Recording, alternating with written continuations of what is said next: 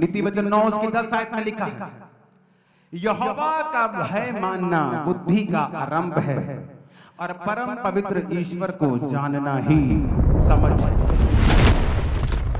बुद्धि जो है वो कुंदन से भी कीमती है, जो बुद्धि है वो हीरे और मोती से भी कीमती है। और अगर तेरे पास बुद्धि है, तेरे पास परमेश्वर की विजडम है, तो तू बहुत आगे बढ़ सकता है और आगे जा सकता है। हम बाइबल में से कुछ एग्जाम्पल्स अगर देखते हैं, डैनियल की एग्जाम्पल जिस तरह हमने बाइबल में देखी है, तो वचन ये कहता है कि जो डैनियल था उसमें परमेश्वरीय बुद्धि थी। तो बुद्धि कितने तरह की होती है? एक अर्थली विजडम होती है कि आप दुनियावी तौर पे बहुत बुद्धिमान हैं।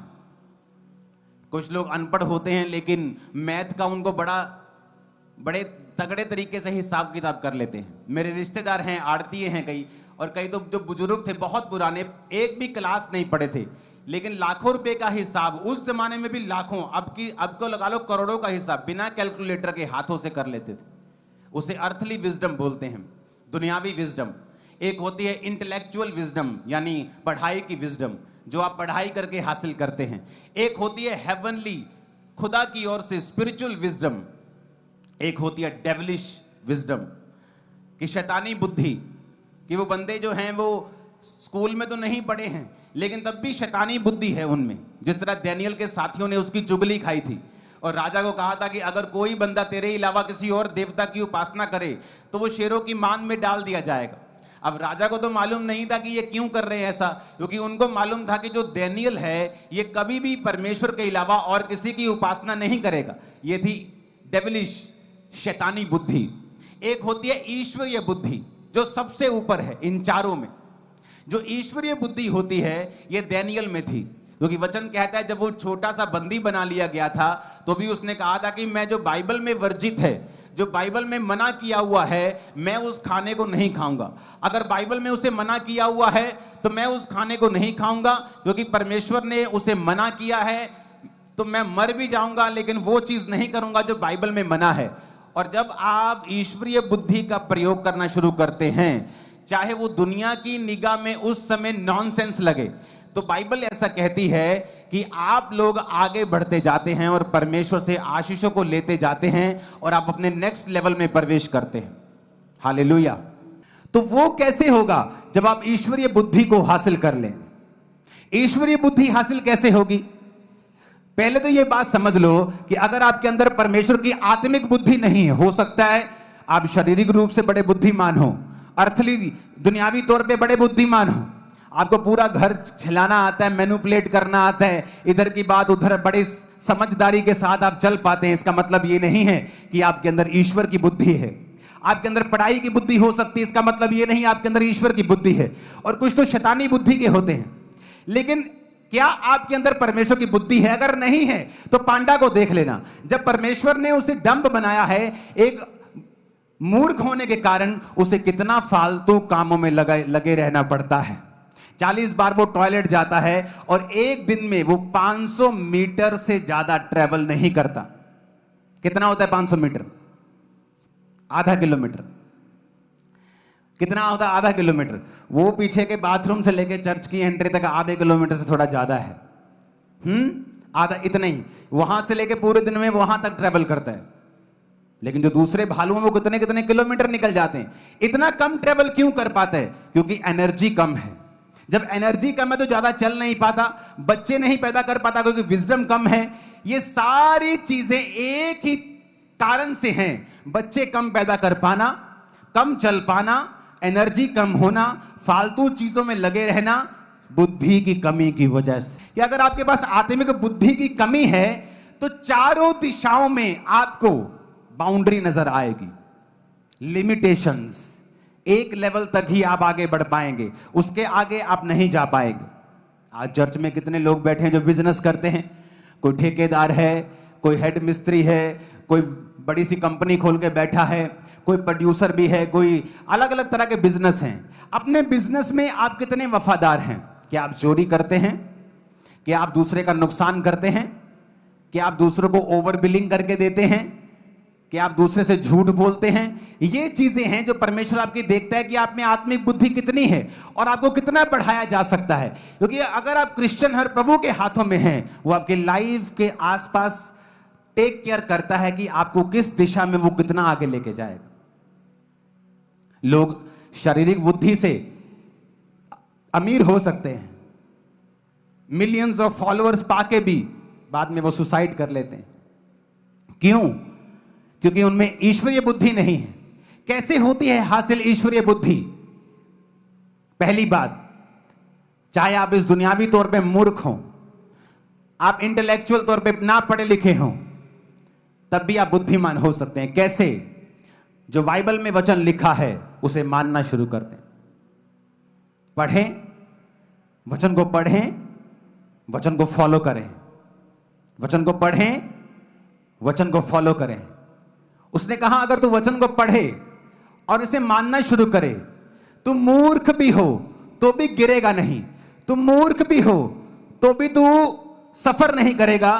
क्योंकि तू अगर दुनियावी मूर्ख है और बाइबल पढ़ना शुरू कर दे, आप नीति वचन में पढ़ के देखो कितनी बुद्धि की बातें लिखी हैं। दोस्तों के साथ कैसे रहना है, समाज में कैसे रहना है, एक पत्नी कैसी होनी चाहिए, पति कैसा होना चाहिए, बच्चे कैसे होने चाहिए, बाइबल में हर चीज का जिक्र किया गया है।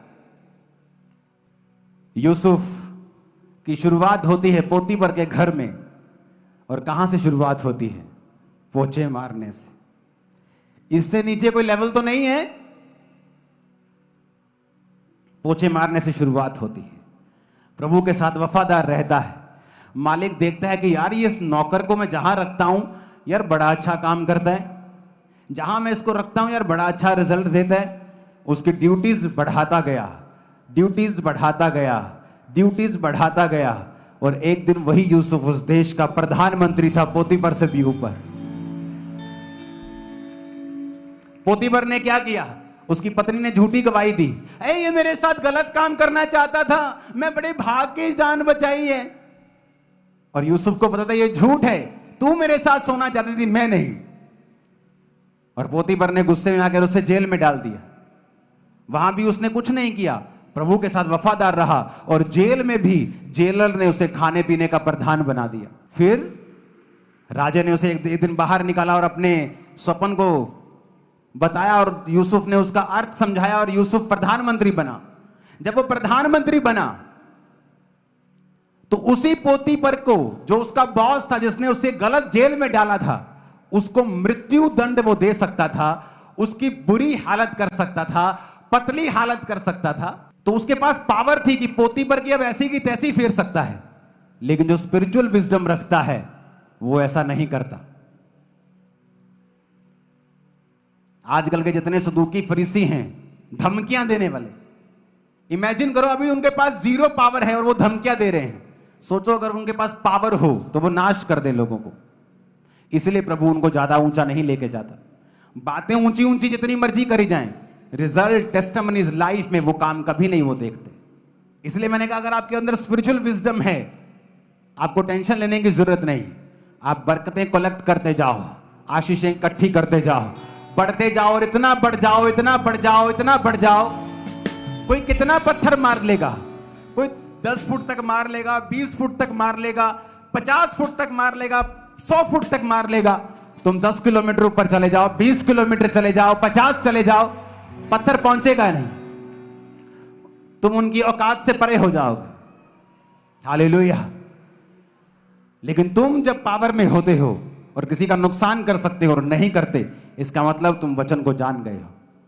नीति वचन 9 उसकी 10 आयत में लिखा है, यहोवा का भय मानना बुद्धि का आरंभ है, और परम पवित्र ईश्वर को जानना ही समझ है। नीति वचन 12 उसकी 15, मूढ़ को अपनी चाल सीधी जान पड़ती है, परंतु जो सम्मति मानता है वह बुद्धिमान है।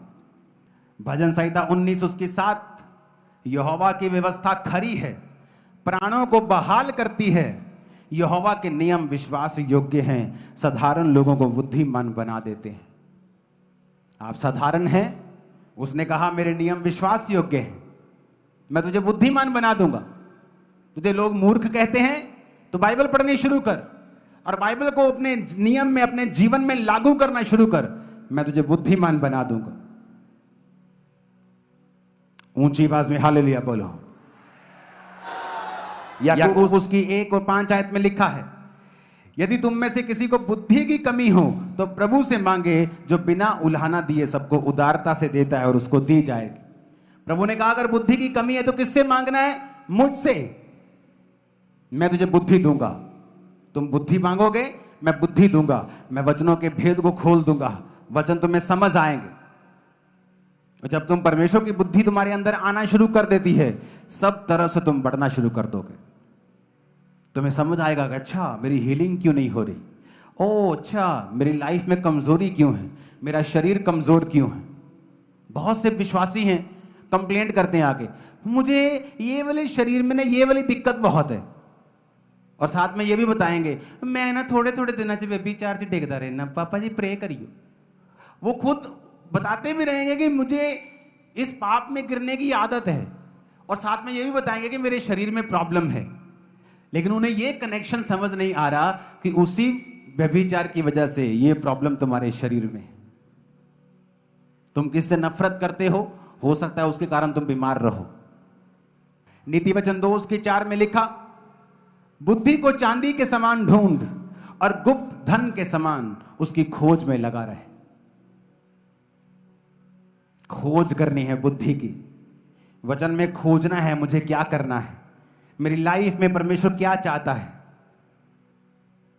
इसलिए कहा, अपने यहां हाथ रखो, बोलो प्रभु आज से स्पिरिचुअल बुद्धि मुझे दे दे, मैं मूर्ख ना रहूं। यीशु मसीह के सामर्थी नाम में है, आमीन। ऊंचा ये आशीष हमारी। परमेश्वर के गहरे वेदों को परमेश्वर के दास के द्वारा जानने के लिए और ऐसी और नई वीडियोस को देखने के लिए हमारे YouTube चैनल को सब्सक्राइब करें और साथ में बेल आइकन को प्रेस करें, ताकि ऐसी और नई वीडियोस की नोटिफिकेशन सबसे पहले आप तक पहुंच सके। जुड़े रहें परमेश्वर की हजूरी के साथ। God bless you.